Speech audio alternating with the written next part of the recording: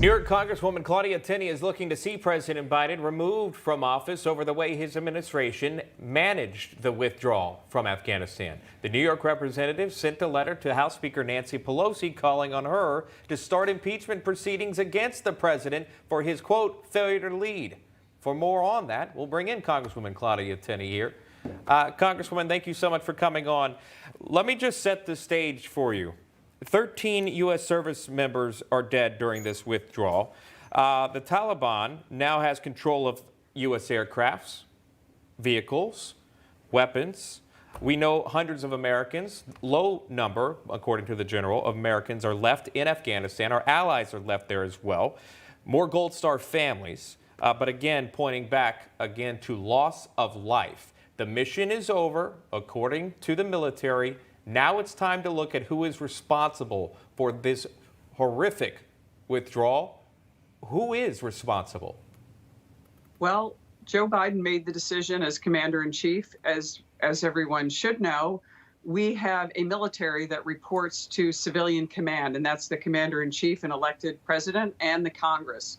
And it's up to us to have oversight over these decisions. So Joe Biden bears the responsibility. We can spend all day, blaming the generals and the people in this situation who certainly have blame, including Secretary Blinken and others.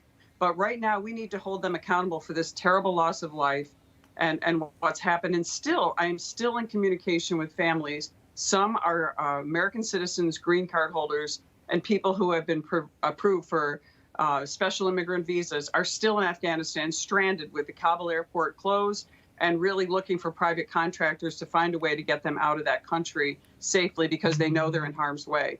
This is something that Joe Biden should be held responsible for.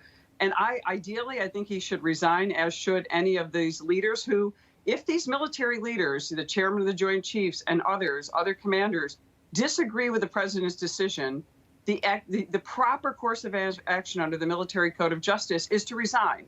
I know a lot of people, General Mattis didn't agree when he was Secretary of Defense with some of President Trump's decisions. So he did the respectful thing. He resigned.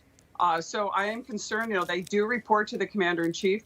But if Joe Biden doesn't resign, we need to look at the potential for impeachment. And I know a lot of people claim this is political. And I would argue that the Democrats' use of impeachment was very political in going after President Trump because there was never any impeachable offense. We have impeachable offenses now that need to be explored as to why Joe Biden, with his callousness and heartlessness, has turned his back on these people and on our American citizens still there and those who have lost their lives and our Gold Star families. This is one of the worst acts I've seen in my entire life. And we need to start holding people accountable. We need to take positions and start pushing. President Biden is set to address the nation later this afternoon. In what will be a memorable moment for this young presidency. You recall President Bush announcing going to war back in September of 2001. Now we'll hear President Biden on the closing of America's longest war. What does he need to say today, keeping in mind not just the Gold Star families that are watching, but our enemies as well, our allies as well? Yeah, I really have, as a mother of a Marine, I am offended by the thought that we are saying the end of America's longest war. First of all, there has not been a declaration of war since World War II. This conflict in Afghanistan is based on a military authorization use of force by Congress that's been extended to Afghanistan and regions in the Middle East right now. So this hasn't been the longest war. We have been able to maintain somewhat of a status quo there. We have, major casualties were not experienced for over a year before even President Biden took office. At this point now, we have created what's going to be another so-called endless war, only we're going to be in a terrible position. We have no forward base to operate from. We have no access to our assets, 85 billion plus that were left behind and now are going to be used against us by terrorists and our enemies.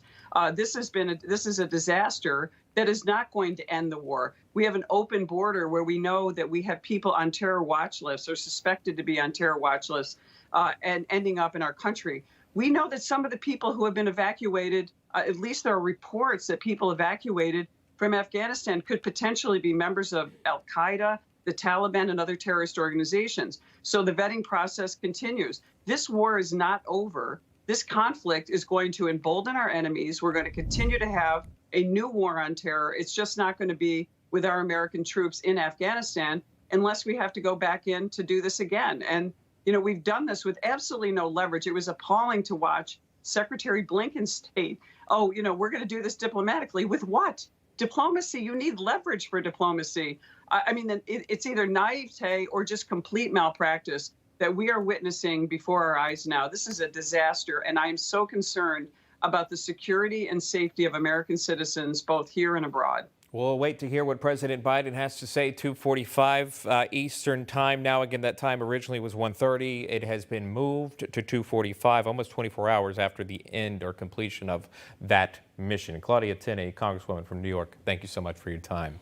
Thank you. Hi, Emma Reckenberg here. If you like this video, there's a whole lot more to see on Newsmax TV. You can watch for free right here on our YouTube live stream and be the first one here each time our experts break down real news. Just hit that subscribe button, ring the bell icon, and stay with us on America's fastest growing cable news channel, Newsmax TV.